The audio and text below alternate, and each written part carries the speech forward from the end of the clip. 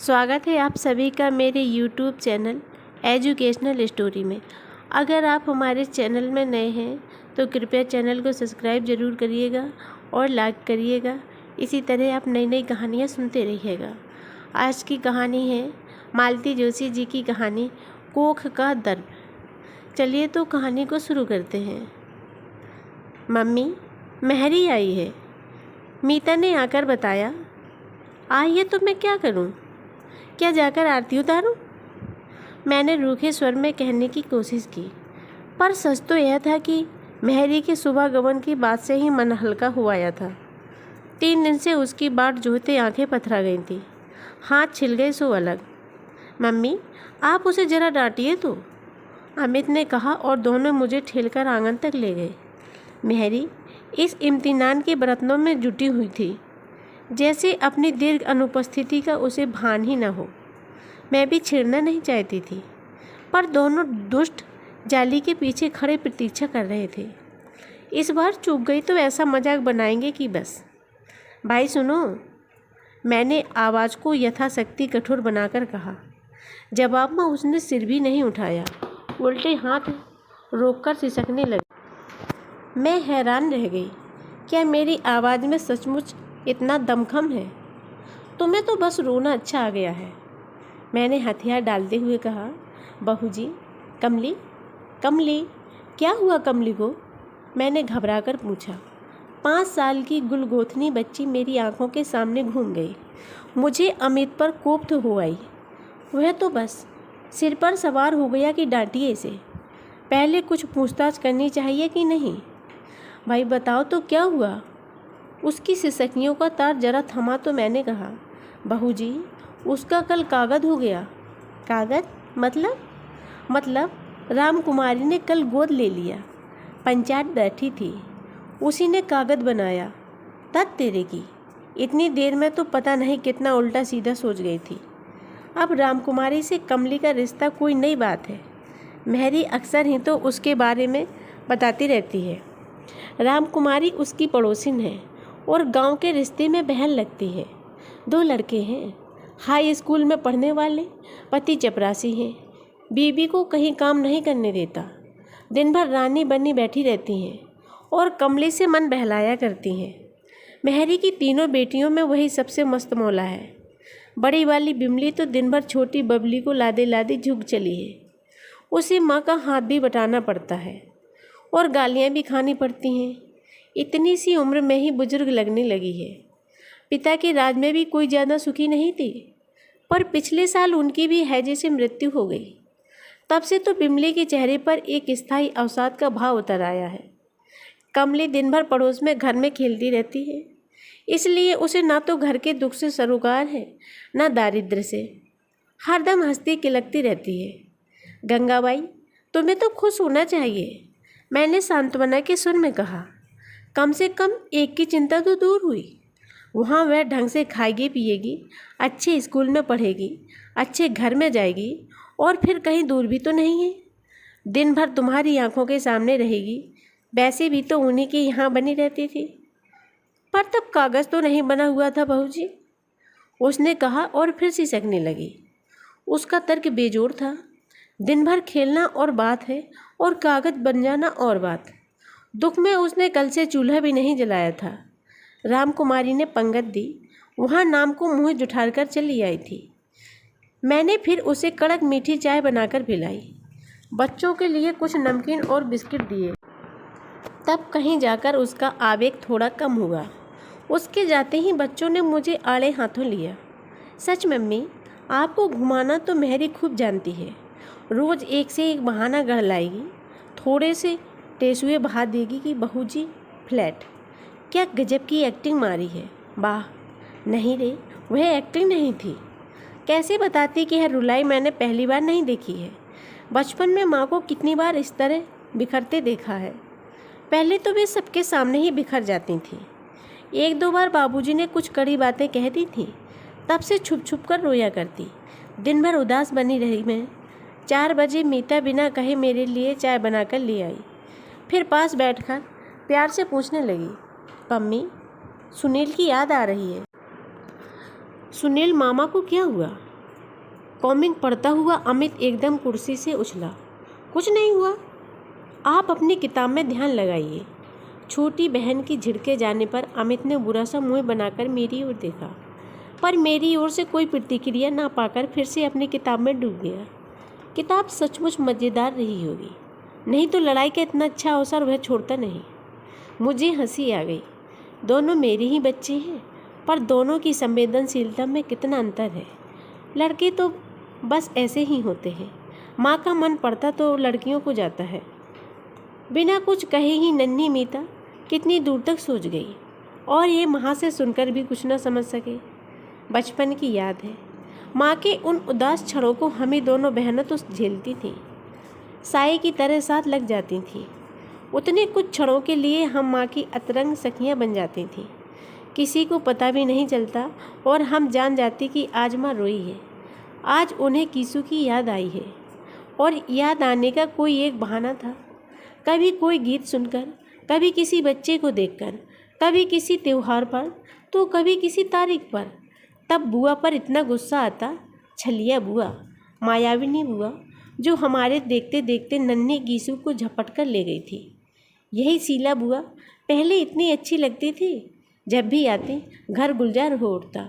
कितना लाड़ करती थी हम सबको, ढेर सारे खिलौने और मिठाइयाँ लेकर आती थी, कपड़े बनवा कर देती, पिक्चर दिखाने ले जाती। हमारे अभावग्रस्त जीवन में वे दिन त्यौहार के समान होते जब बुआ यहाँ होती थी। फिर एक बार कानों में भनक पड़ी कि बुआ हमसे भी किसी की गोद को लेना चाहती है। उस खबर ने हम सबको कुछ दिनों के लिए कल्पना लोक में पहुँचा दिया। बुआ का शानदार बंगला, चमचमाती कार, नौकरों की पलटन, गहने कपड़ों का ढेर, स्वर्ग का सुख और किसे कहते हैं। मन ही मन हम सभी अपने को बुआ का प्रिय पात्र समझते थे और उनके अधिक निकट होने को उत्सुक थे। पर माँ उन दिनों एकदम उग्र हो उठी थी। हम पांचों पर अपने आंचल का साया फैलाकर विद्रोह पर उतर आई थी। कोई आलू बैगन नहीं है कि मांगने पर उठाकर दे दूंगी, मेरे कलेजे के टुकड़े हैं ये। बाबूजी डांटते, पागल हो गई हो, ममता में ऐसी अंधी हो रही हो कि बच्चों का कल्याण भी तुमसे नहीं देखा जाता। तुम नहीं दोगी तो क्या उनका काम रुका रह जाएगा। तुम्हारा देवर तो उधार खाए बैठा है, शीला की भी नन्हे हैं, देवर जेठ है, कोई भी अपना बच्चा दे देगा। सभी तुम्हारी तरह बेवकूफ़ थोड़े ही हैं। वह तो शीला को अपने बच्चों से मोह है, इसलिए तुम्हें तो बल्कि खुश होना चाहिए। मोह में पड़कर अवसर खो दोगी तो कल को यही बच्चे तुम्हें कोसेंगे। दिन रात बाबूजी का भाषण सुनते सुनते माँ का विरोध भोथरा पड़ा गया और एक दिन उन्होंने हाँ कर ही दी। बाबूजी तो ऐसे खुश हुए थे उस दिन जैसे लॉटरी निकली हो। माँ की स्वीकृति मिलने भर की देर थी, माँ के सारे काम फटाफट हो गए। बुआ ने अधिक दिनों तक किसी को पसोपेश में नहीं रखा और घोषणा कर दी कि वे किशोर को गोद लेना चाहेंगी। 8 साल का किशोर हम सब में सुंदर, गोरा चिट्टा, पढ़ाई में भी अच्छा ही था, बुआ से हिला भी नहीं था, या शायद बुआ ने जानबूझकर उसे सबसे ज़्यादा प्यार दिया था। कितना कठिन होता है कलेजे के टुकड़ों को दूसरों को सौंपना। बेटी की विदा भी इतनी करुण नहीं होती। आज भी वह प्रसंग याद आता है तो मन कांप उठता है। लड़कियां तो होती ही हैं पराई, अमानत उनके जन्म के साथ ही यह बात मन में बैठ जाती है। पर लड़का भी नाम गोत्र बदलकर पराए घर जाने लगे तो माँ दुख सीमातीत हो जाता है। दत्तक विधान इतनी धूमधाम से संपन्न हुआ जैसे कि कोई शादी हो। किशोर शर्मा एकदम सुनील त्रिपाठी हो गया। बेटे की माँ बन जाने की खुशी में बुआ ने सबको दावत दी, पहरावनी की। उन लोगों के जाते ही घर ऐसा सूना हो गया जैसे बेटी विदा हो गई हो। रात मैंने इनसे कहा, पता है मेहरी की लड़की पड़ोसी की गोद में चली गई है। बेचारी इतना रो रही थी, इसमें रोने की क्या बात है, कोई छीनकर तो ले नहीं गए होंगे, वे इन्हीं की सहमति से ही तो हुआ होगा सब। तब भी दुख तो होता ही है ना। अरे छोड़ो भी, वह तो गोद ही गई है, बच्चे मर भी जाते हैं तो इन्हें कोई फर्क नहीं पड़ता। थोड़े दिन रोगा लेते हैं, अगले साल दूसरा आ जाता है। अपनी मुँह से सारी बात बड़ी आसानी से समाप्त कर वे सो गए। रात में वैसे भी उनके पास फालतू बातों के लिए वक्त नहीं होता। मोहल्ले की राजनीति, अड़ोस पड़ोस की निंदा स्तुति से भी वे दूर भागते हैं। फिर नौकरों चाकरों की तो बात ही क्या। लेकिन मैं देर रात तक जागती रही। बच्चों की संख्या क्या सचमुच दुख को कम कर देती है? फिर माँ क्यों इतना परेशान रही? क्यों दिन रात आंसू बहाती रही? बाबूजी कहते हैं, चलो अब ठीक रहा, 2 लड़के 2 लड़कियाँ, हिसाब बराबर। हर माँ का मन कभी इस हिसाब को स्वीकार नहीं कर पाया। जब भी कोई बच्चों के लिए पूछता है, उनके मुंह से 5 ही निकलता है। बाबूजी सामने होते तो आंखों तरेर देते। माँ कहती, 9 महीने पेट में रखा है, 7 साल तक पाला पोसा है, उसे कैसे नकार दूँ? बाबूजी का बस चलता तो मुझे भी दे डालते। उन्होंने एक बार कहा भी था, सीलू इसे भी ले जा, किसू के जैसी ही गोरी चिट्टी है, तेरे यहाँ रहेगी तो अच्छा घर भर पा जाएगी। बुआ ने तब मुँह बिचका दिया था। देर तक बुदबुदाती रही थी। कोई मैंने हॉस्टल खोल रखा है? बहुत अपमानित अनुभव किया था मैंने तब। माँ से बहुत लड़ी थी बाद में। क्यों कही बाबूजी ने ऐसी बात? और क्यों सह गए बुआ की झिड़कियाँ? मांग लेते अपने लाडले को, हमने थोड़ी ही भेजा था। 10 बार झोली फैलाकर आई थी, तब दिया था। पर बुआ का रौब भी कुछ ऐसा था कि बड़े भाई होते हुए भी बाबूजी उनकी बात पी जाते। इस रौब का रहस्य तो दीदी की शादी में खुला। बुआ किसी मामी मौसी के यहाँ रही थी। दुनिया में भाई बहन के यहाँ भात लेकर जाता है, हमारे यहाँ तो सब उल्टा रिवाज है। पूरे 5,000 का जेवर बनवा कर लाई हूँ, और साड़ियाँ अलग। उन्हें शायद कमरे में मेरी उपस्थिति का भान नहीं था, या शायद भी भूल गई थी कि गरीब घर की लड़कियां बड़ी जल्दी समझदार हो जाती हैं, या फिर मुझे सुनाकर ही कहा गया हो। सुनकर मुझे तो जैसे आग लग गई थी।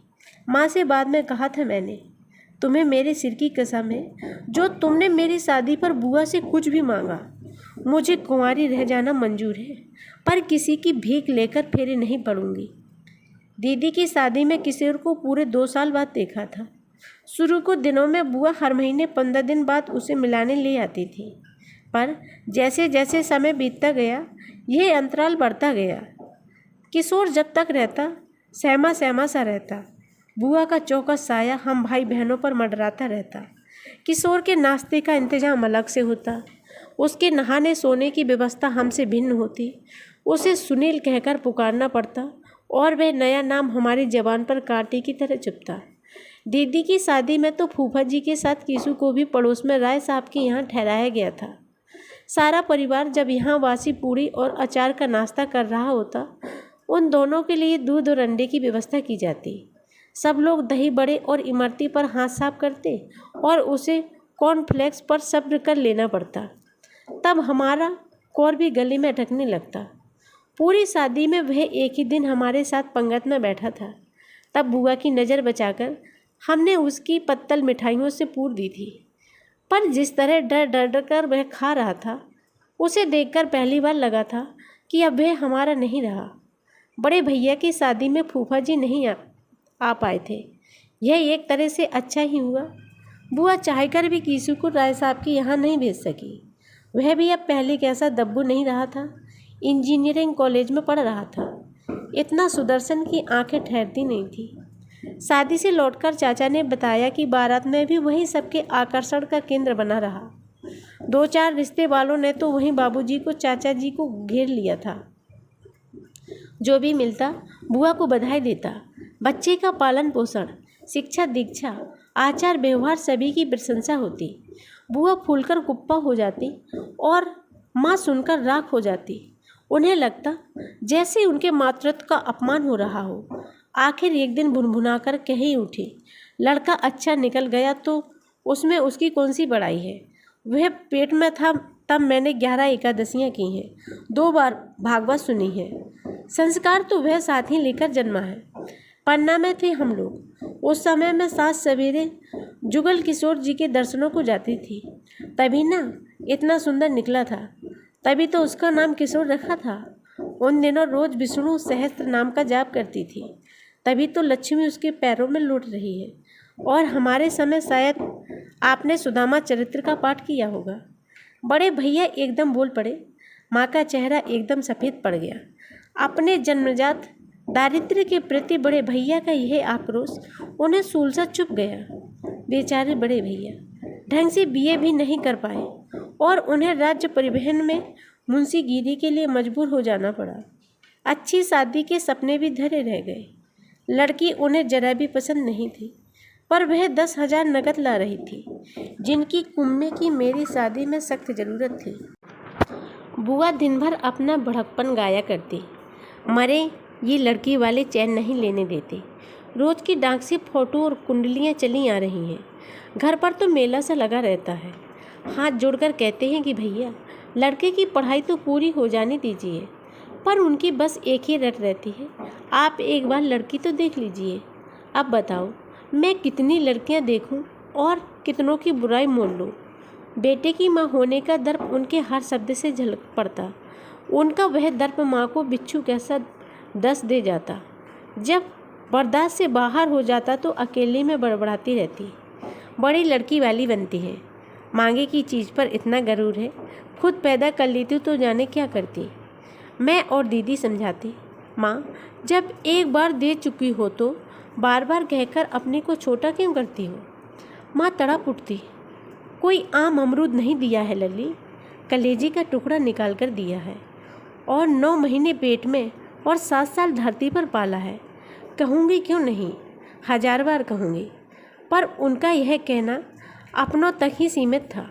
बुआ के सामने कभी हिम्मत नहीं पड़ती। उनके एहसानों के बोझ तले दबी हुई जो थी। दीदी की भैया की शादी में उन्होंने सहारा दिया था। सुशील की उतरन पुतरन से कुमार बना सबरा घूमता था। साल 6 महीने में बाबूजी एक आध स्वेटर पा जाते थे। बुआ के मन से उतरी साड़ियाँ माँ के हमारे काम आ जाती थीं। लाख नफरत थी, पर मध्यम वर्गीय शराफत का एक तकाजा था।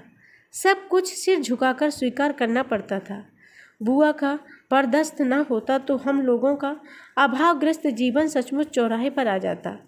मुझे अपनी शादी के बाद सबसे बढ़कर खुशी इस बात की हुई थी कि अब अपने मन का अपने पैसों से खरीदकर पहन ओढ़ सकूंगी। लेकिन माँ तो इस अभिशाप से कभी मुक्त नहीं हो पाई।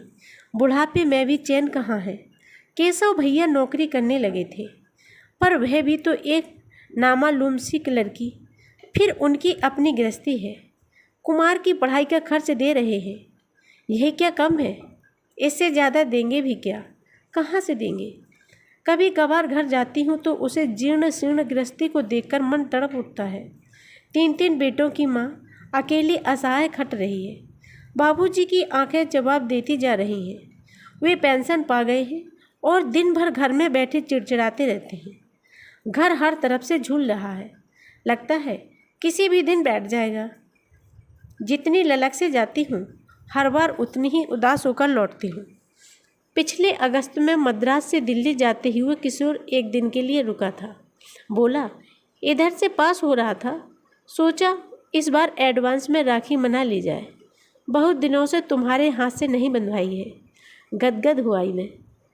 तुरंत फुरत बाजार से राखी, मिठाई और उसके बच्चे के लिए सूट और खिलौने मंगवाए। बड़े उल्लास से उसने पटरी पर बैठकर राखी बंधवा ली। फिर मैंने पैर छूकर थाली में 101 नोट रख दिया। हर्ष और विषाद का एक मिला जुला आवेग मन को मत गया। बेचारे बड़े भैया चाहे कर भी कभी 10 से ज़्यादा नहीं दे पाते और लेते समय मन में बराबर संकोच बना रहता है। इन 10 रुपयों से शायद उनकी 3 दिन की सब्जी आ जाती। मैंने नोट उठाकर उसकी जेब में डालते हुए कहा, किशु अब मुझे इन रुपयों से मोह नहीं रहा। इसके बदले में मेरी एक बात रखोगे? कहो। माँ बाबूजी को कुछ दिनों के लिए अपने पास बुला लो, थोड़ा बदलाव हो जाएगा। बाबूजी का ठीक से चेकअप होना ज़रूरी है। हो सके तो आँख का ऑपरेशन भी करवा देना। वह थोड़ी देर चुप रहा, फिर बोला, पैसे कहो तो भेज सकता हूँ, पर अभी उन्हें बुलाना तो डैडी का हर्निया का ऑपरेशन होने को है। मेरे टूर की वजह से रुका रहा, फिर शायद पूरी सर्दियाँ भी मेरे पास ही रहेंगी। यूपी की ठंड अब उनसे बर्दाश्त नहीं होती। उनके रहते बाबूजी को लाना तो बहुत कठिन है। तुम्हें तो मालूम है बाबूजी से उनकी पटरी नहीं बैठती। पटरी ना बैठने का क्या सवाल है। बाबूजी तुम्हारे घर आएंगे, उनके यहाँ नहीं। क्या उनकी मर्जी ही सब कुछ है? आखिर माँ बाबूजी का भी तो कुछ हक बनता है। जन्मदाता है वे तुम्हारे। क्या सिर्फ जन्म देने से ही कोई हकदार हो जाता है? उसने तड़प कर पूछा। उस दिन यह बात क्यों याद नहीं आई जब मुझे एक घर से उखाड़ कर दूसरे के आंगन में फेंक दिया था। अपने घर में मेरा रहने का हक भी जिन लोगों ने छीन लिया था, आज उन्हें अपने हक की बात करने का कोई अधिकार नहीं है। दीदी, बाबूजी की जिद के सामने सब हार गए थे किसू। तू नहीं जानता माँ कितना कितना रोती थी। माँ रो तो सकती थी दीदी, मेरे लिए तो उसकी भी मनाही थी। फिर माँ के साथ तुम लोग थे, मेरे साथ कौन था? एक अजनबी माहौल में निपट अकेला पड़ गया था मैं, और माहौल भी ऐसा जहाँ हर कोई उपहास करने के लिए, आलोचना के लिए तत्पर बैठा हो। मम्मी की जिद ही मुझे उस घर ले गई थी, पर वहाँ हर कोई मेरा दुश्मन था। सोते जागते, उठते बैठते मुझे चौकन्ना रहना पड़ता था। कहीं कुछ ऐसा ना कर बैठूं कि मम्मी को मेरे लिए लज्जित होना पड़े। ऐसा ना हो कि किसी बात के लिए मेरे दरिद्री अतीत को फप्तियाँ सुननी पड़े। एक संशय पिशाच, एक आशंका का भूत हरदम मेरी पीठ पर सवार रहता। पढ़ते समय भी वह पीछे नहीं छोड़ता। परीक्षा देते समय भी यही भय मन में समाया रहता। अगर मैं फर्स्ट नहीं आया तो तेरे कल्याण के लिए ही किया था रे सब। बाबूजी शायद इतनी सुविधा नहीं जुटा पाते। हो गया ना कल्याण, अब उस स्तर पर जीना भी पड़ता है। फिर शिकायत क्यों? दीदी, एक 7-8 साल के बच्चे के लिए बंगला, मोटर, नौकर चाकर कोई अर्थ नहीं रखते। उससे माँ की आश्वस्त गोद चाहिए, पिता का प्यार भरा स्पर्श चाहिए, भाई बहनों का निष्कपट स्नेह चाहिए, अपने घर की सुरक्षित 4 दीवारी चाहिए। इनके बिना तो बचपन बीतता है। वह कितनी यातना देता है तुम क्या जानो। सुनकर स्तब्ध रह गई मैं। बचपन में केवल उससे ईर्ष्या ही करते रह गए हम। इस पीड़ा को सचमुच हमने नहीं जाना था। हम लोग सिर्फ अपना माँ का दुख बड़ा करके देखते थे, किसू के लिए कभी सोचा ही नहीं। एक अपराध बोध मेरी संपूर्ण चेतना पर छा गया। जाते समय उसने वे रुपये मेरे आंचल में बांध दिए और बोला, चिंता मत करना दीदी, जैसे ही सुविधा होगी मैं माँ बाबूजी को लिवा ले जाऊंगा। तुम भी कभी छुट्टियों में बच्चों को लेकर मद्रास आओ ना, अच्छा लगेगा। इस बात को भी हम साल भर बीत चला है। माँ बाबूजी अब भी कस्बे के खस्ता हाल मकान में बने हुए हैं। मैं जानती थी किशोर उन्हें नहीं ले जाएगा। डैडी, फूफा जी का तो बहाना है। दरअसल वह सुवर्णों से डरता है। वह तो बाबूजी के नाम से ही बितकती है। शादी की बात माँ के बहुत मनुहार करने पर बुआ बहू बेटे को लेकर घर गई थी। बहू के कटे बाल, रंगे होंठ, बढ़े हुए नाखून, खुले ब्लाउज और ऊंचे जूतों को लेकर बाबूजी दिन भर नाक भौं सिकोड़ते रहे। उसके सिर न ढकने पर उन्हें कोफ्त होती। वह उनके सामने बैठकर पेपर पढ़ने लगती तो उनका सारा पारा 7वें आसमान पर चढ़ जाता। जिस दिन उन्होंने उसे पति को नाम से पुकारते हुए सुना था, उस दिन तो हद ही हो गई थी। माँ का समझाना बुझाना सब व्यर्थ हो गया था। यह सारा प्रसंग मुझे सुनाते हुए माँ ने कहा था, जिनकी बहू है वे तो कुछ कहते नहीं, ये बेकार में अपना खून जलाते हैं। उसे कौन सा रोज़ रोज़ यहाँ आना है, एक ही बार में भरपाई होगी वह तो। मैं हैरान थी, कितनी आसानी से माँ ने सुवर्णों को अपने अधिकार क्षेत्र से बाहर कर दिया। किसी के लिए बार बार बिसूरती माँ अब कितनी निर्लिप्त हो गई है। कोई महीना भर ही बीता होगा। मीता ने कहा, मम्मी जरा खिड़की से देखो तो। देखा तो गोल मटोल कमली को गोद में उठाए गंगा हाँपती हाँपती चली आ रही है। आज ये तुम्हारे साथ कैसे? अब ये घर ही में रहेगी बहू जी? मतलब मैं तो लौटा ले आई मौड़ी को। क्यों? बस अपने घर में रहेगी। जो रूखा सूखा हम खाएंगे ये भी खाएगी। मोटा झोटा जो हम पहनाएंगे पहनेगी। भाग वाली होती तो किसी सेठ साहूकार की यहाँ पैदा होती। मेरी यहाँ आई है तो ऐसे ही रहेगी। अरे पर हुआ क्या? 2-4 दिन से देख रही थी बहू जी, उठते से ही रोज़मर्रा स्लेट पकड़ा देता था और धमाधम शुरू। मेरा तो खून जल गया। अरे मारी खानी है तो अपने माँ बाप की खाएगी, इसके लिए थोड़े ही सौंपी थी मोड़ी। और तुम्हारी पंचायत का क्या होगा? पंचायत का क्या, फिर जोड़ लूँगी। एक खाना ही लगेगा, सबके सामने कागज फाड़ दूंगी। देवर जेठ से पूछ लिया है। उस समय तो वे ही आंगे हुए थे ना, उसने क्यों पूछेगी? कोई उनकी जाई है? मैं उसका तमतमाया चेहरा देखती रह गई। रोती बिसूरती गंगा को देखकर उस दिन माँ याद आ गई थी, पर इस गंगाबाई के सामने माँ कहाँ ठहरती है। बच्चे हंस रहे थे। आपको फिर घुमा दिया ना गंगाबाई ने।